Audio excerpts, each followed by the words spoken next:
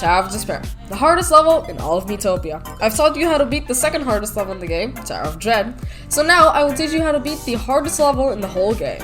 Here are some tips and tricks on beating Tower of Despair.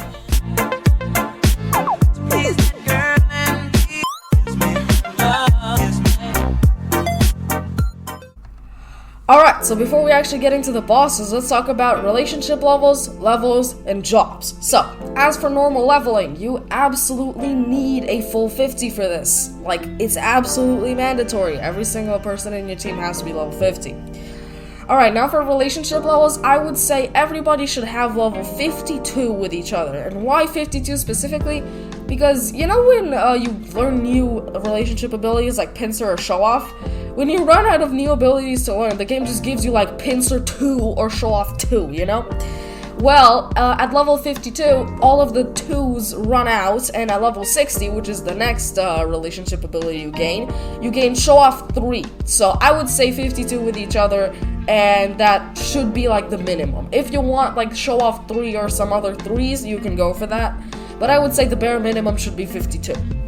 Alright, now for jobs. If you remember my Tower of Dread video, I had a princess, a chef, a cleric, and a mage. And I said that the cleric is absolutely mandatory, which still applies here, and the mage could be swapped with a warrior. Those two still apply. Now, it would help you a lot to get a princess on your team because of Blindfold. Blindfold is insanely good. And there are a lot of different enemies in Tower of Despair that have like emotional attacks is what I like to call it. Like the elite goblins make them mad, or the blue goddesses make someone evil. You can just block that directly with Blindfold and it's just a guaranteed not work. So, alright, now for the chef, honestly, I would swap this one out with a pop star. It does help to have an additional healer, but I would say the pop star solely because it has angelic voice and encore, which helps a lot. Now, for the horse, I would say everyone should have at least level 60 with the horse, because that's mounted attack 3. But you should get a Traveler's Hub me. And what do I mean by that? You go to the Traveler's Hub, you find a quest that you haven't done, you just accept that quest, and someone will come with you to solve that quest. But instead of going to the quest area, you just go ahead and try Tower of Despair, because they'll be there, acting as if it's a normal level, and they'll help you in battle. Alright, now that we talked about everything like team related, let's go into les bosses, shall we?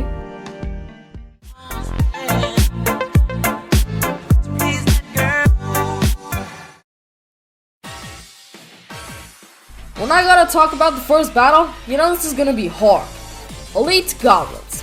If you have a warrior, then I suggest you do not put them in the safe spot, because goblins can make him angry, and that increases the warrior's damage by quite a bit. If you have a mage, then when the goblins start to attack, put them in the safe spot, because when a me is angry, they can't do magic attacks, and the mage's regular attack is pitiful. Other than that, I really have no other advice, but be careful. It's a simple enough fight. Luckily, from now on, we are on break time for a while.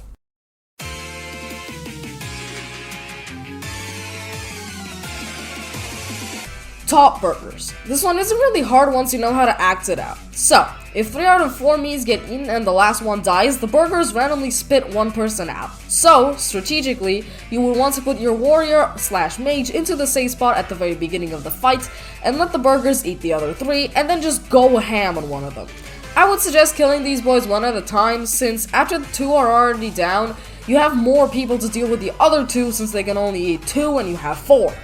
Rather, if you go for AoE attacks, it would last way longer and be more of an endurance test.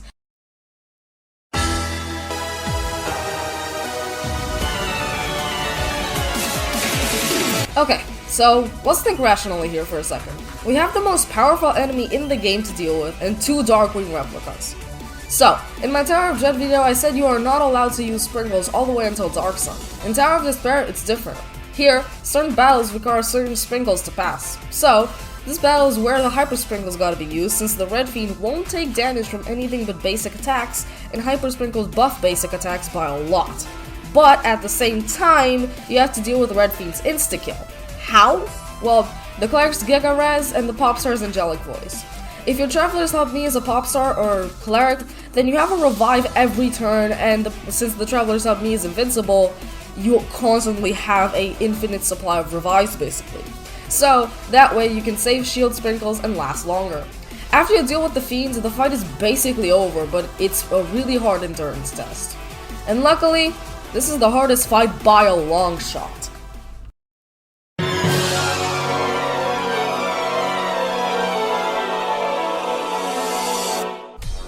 Light Lord and Lighter Lord. This is practically a fight of Dark King and Evil Sage together, so prioritize killing Light Lord first. You might be inclined to think that you should kill Lighter Lord first, and you wouldn't be entirely wrong.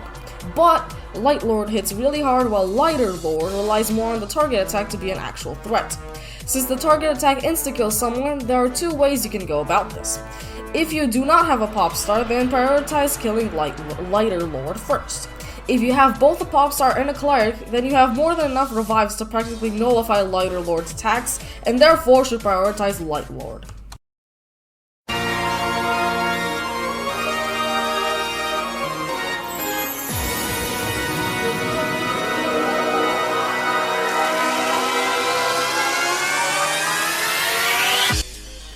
Boss Snurp. I'll say it, this is not hard. This is an endurance test. Considering you used your Hyper Sprinkles during Red Fiend, or used your Life Sprinkle too, like me, you won't be able to deal that much damage now, and I'll tell you, this goddamn Snurp has so much health, it is insane. Seriously, the footage you're seeing right now is sped up. Wanna know how long it took not sped up? 16 minutes. You have to constantly be careful of everything. The damage the Snurp deals, his juvenile Snurps that have a target attack that, when activated, reduces a Miito 1 HP, the make everyone feel weird attack that randomly makes your team cry or turn to stone or become hyper or become old or I don't know, stuff. If you concentrate and be really careful, you can do it easily, but it's a really hard endurance test. Thanks for watching. Goodbye.